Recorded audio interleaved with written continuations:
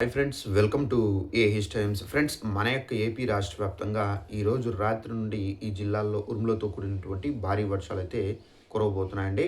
అయితే ముఖ్యంగా మనకు ఏ జిల్లాల్లో ఈ వర్షాలు కురుస్తాయి ఏంటి దానికి సంబంధించిన పూర్తి వివరాలు తెలియజేస్తాను. అలాగే మనకు ఏపీ దగ్గర అయితే తుఫాన్ అనేది రావడం అయితే జరిగింది. అయితే ఈ తుఫాన్ కారణం మనకు ఈరోజు రాత్రి ఎఫెక్ట్ అనేది ఏ జిల్లాలో మనకు వర్షాలు అయితే ఉండబోతున్నాయి, ప్రజెంట్ ఏ జిల్లాలో వర్షాలు అనేది భారీగా కురుస్తున్నాయనేది మీకు క్లారిటీగా ఎక్స్ప్లెయిన్ చేస్తాను. ఇక్కడ చూసుకున్నట్లయితే తెలుగు రాష్ట్రాల్లో వాతావరణం ఒక్కసారిగా మారిపోయింది. ఇక ఉత్తర ఒడిశా, జార్ఖండ్, పశ్చిమ బెంగాల్ పరిసర ప్రాంతాల్లోని కేంద్రీకృతమైనటువంటి అల్పపీడనం ప్రస్తుతం పశ్చిమ బెంగాల్ పరిసరాలపై కొనసాగుతుంది. సో దీనికి అనుసంధానంగా సముద్ర మట్టానికి 5.8 మీటర్ల ఎత్తున వరకు ఉపరితల ఆవర్తనం అయితే విస్తరించి ఉందని చెప్పేసి ఇక్కడ వాతావరణ శాఖ చెప్పడం అయితే జరిగింది. ఇక రాబోయే 24 గంటల్లో ఈ అల్పపీడనం క్రమంగా బలహీనపడే అవకాశం ఉన్నట్లు అధికారులు తెలిపారు.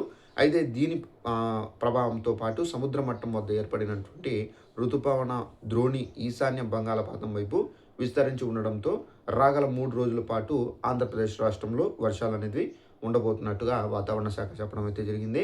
ఇక పక్కన ఉన్నటువంటి తెలంగాణ రాష్ట్రంలో కూడా ఇదే పరిస్థితి. సో తెలంగాణ రాష్ట్రంలో కూడా మనకు భారీగా ఉరుములతో కూడినటువంటి వర్షాలు అయితే ఉంటాయి.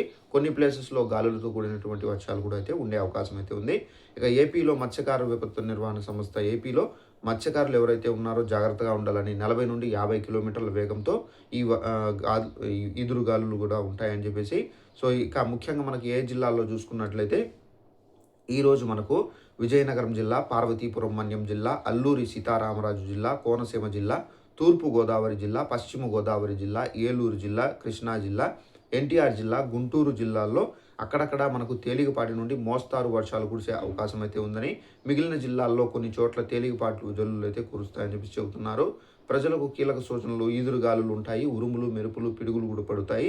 సో ఎవరైతే గొర్రెలు మేకలు మేపుకునేవారు కానివచ్చు, ఇక రైతులు కానివచ్చు, సో దయచేసి ఉరుములు ఉన్నప్పుడు జాగ్రత్తగా మీరు సురక్షిత ప్రాంతాలకు చేరుకోవాలని, సో హోల్డింగ్స్ వద్ద కానివచ్చు, చెట్ల కింద కానివచ్చు నిలబడకూడదని చెప్పేసి కూడా ఇక్కడైతే చెబుతున్నారు.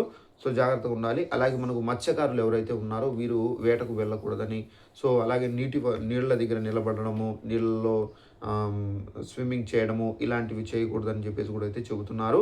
సో ఇదండి ఇన్ఫర్మేషన్. ఈ వీడియో మీకు నచ్చినట్లయితే లైక్ చేసుకొని ఛానల్ను సబ్స్క్రైబ్ చేసుకొని ఫాలో అవుతుండండి. ఇలాంటి అప్డేట్స్ వచ్చిన వెంటనే తెలియజేస్తూ ఉంటాను. Thanks for watching this video. All the best.